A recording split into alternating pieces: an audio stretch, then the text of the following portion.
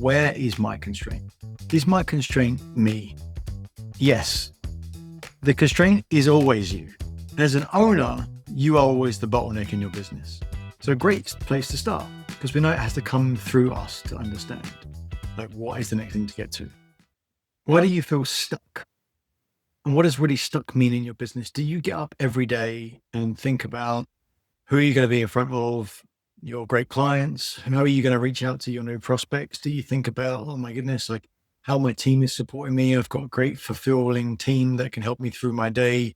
How do you feel about where things are? Like, is a good starting point, because it's easy just to get into your day and really go on autopilot, right? And, we're here to drive revenue, create great businesses, impact people, make a bunch of money. Let's be clear. And so you might say, well, what difference does it matter how I feel about it? Well, it makes all the difference, because you take yourself wherever you go. And we've got to look at these things as a collective. If you're struggling or feel like you're struggling to get through that next plateau, maybe the numbers you've been hitting are good, maybe they're great, but maybe they're stuck a little bit. And maybe you feel like it's all on you and it's all getting pulled from you. Breaking through that next ceiling, we've really got get clear about what is the right problem that we need to be working on. And see, this is what happens, is that we tend to just do things for inertia, the things that are most, that we continue to have done before. And so, of course, we run patterns and patterns and patterns. Like, humans are fantastic at running patterns. This is how we learn things. If we had to relearn things all the time, we'd never get anything done. If you had to learn every day to brush your teeth, you'd never get anything else done, because you're constantly relearning. So pattern creation is really, really important. And it will happen automatically. So we've got to be really aware, as one of my clients says, you've got to be really on purpose about what we're doing, how we're moving forward. Because think about this, right? I love this description of, in your mind, it's like a forest, and that forest has like certain paths through it to get to the outcomes, like the other side of the forest, the other side of your mind, or the intellect you want, or the outcome you want to get to. And in your forest, in your mind, those paths are the path of least resistance, because they already exist. If you've got a machete in your hand, and you can see that you can start to use that machete and cut down some more stuff, you might be like, let's just take the path that's already kind of pushed down and ready to go. Creating a new path is more challenging to get down. And so it's worth thinking about that in that context. Every day, the more that you're on autopilot, the more that you're just going to follow the path that already exists. And so if you're thinking about what you need to break through, and maybe that's a number, that's a revenue target, it's a GDC, it's a production credits, or it's an AUM number, whatever that might be. First things first, you're going to understand, where is my constraint? Is my constraint me? Yes. The constraint is always you. As an owner, you are always the bottleneck in your business. You're always the bottleneck in your business. Either your skill set or your capacity, or a combination of those. We're always going to be the bottleneck. So a great place to start, because we know it has to come through us to understand, like, what is the next thing to get to. And you might think you're working on the most important problem right now in your business, but are we really clear about that? Because we know that we're running these patterns. All right, so let's take a step back and say, okay, if I know that I'm the biggest bottleneck, I'm likely to be doing the things I've done before because they're setting the patterns. Okay, what am I clearly trying to achieve right now? I'm trying to break through to that next revenue target, trying to get to that next 7-figure level for your revenue that's incoming for your business. Okay, so right now, what's the challenge? Are we really clear on our measurements? Are we really clear on what we're tracking? Now, in financial services, we like numbers, and oftentimes we are doing the right tracking. We want to be clear about, is the tracking running us, or are we running it?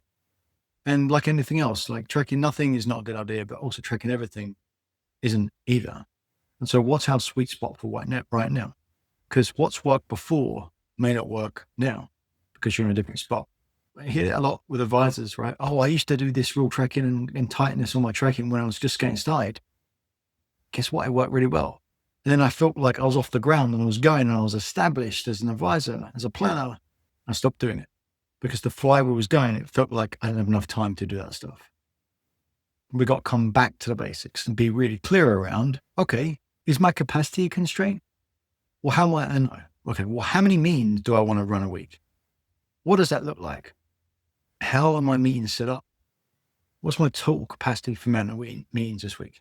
If you're an advisor, that can be between 8 and 20 a week, maybe 4 and 20 a week, depending on where you are, what's most important to you. More than 20 a week, I haven't found really anyone that's doing that successfully, sustainably, without their head exploding. And we're not talking about sprints here. We're looking about consistency, creating some averages, creating some understanding of what is really true in our businesses. And so what is your number? And maybe you don't know for sure, but let's start out with having just a quarter's worth of understanding around just tracking how many meetings am I actually having in a given week. Because let me tell you, what I expect that you might say will be something other than what actually is true. You might feel like you're averaging 12 meetings a week, but it might be more like 7. And if you think about that, it's a far lot less. And that totals up at the end of the year for much less meetings and therefore much less conversions, closing meetings, and revenue-driven impact completed. So I'd say first things first, to really try to understand where the constraint might be is understanding, is it my capacity? So how many meetings am I running? What does it look like? Yeah. Then you got to think about, okay, what's the system look like in my business in order to create those meetings? So if I'm going to a conference, which is important, or I'm going to visit a client, or I'm going on vacation, when I come back, am I always thinking, who's booking my 12 meetings this next coming week? Or I've got to compensate for that because I know I'm the one that's booking the meetings. Or my team is doing some of it, but not enough. Or my expectations on my team is that they're booking all of them, but actually they're not booking any of them. Or they're doing a small amount, but if I said, hey, assistant, hey, office manager, what's your goal for booking meetings of the week for their founder? And they might say, I don't know, I just book meetings, whatever they ask me to do. So really important to think about, is there clarity in that communication? So to understand to break through the next place, we've really got to understand where the bottleneck is. We know it's going to come from us as owners. So one clear focus to understand that is, okay, what does our capacity look like?